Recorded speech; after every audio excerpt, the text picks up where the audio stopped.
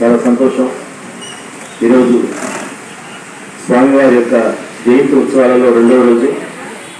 స్వామి ఈరోజు అప్పాల సేవలో మనకి దర్శనమిస్తున్నారు. ఈ విశేషమైనటువంటి కార్యక్రమం ఇందాక మనం గౌరవపాఖ్యానం చూసాము. ఇప్పుడు శ్రీకృష్ణ రాయబారం. చక్కగా శ్రీకృష్ణ భగవానుడు, దుర్యోధనుడు వారు, అలాగే అర్జునుల వారిని మనం సాక్షాత్తుగా వేషధారణతో చూసినట్టు మనకు అనిపిస్తుంది.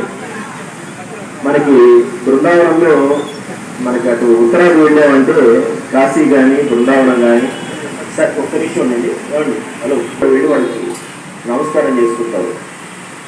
నేను కొత్తలో చాలా ఆశ్చర్యం చూసేవాళ్ళం. వాళ్ళని అడిగాను, ఏంటండి ఆయన వేషం వేసుకున్నాడు కదా అని.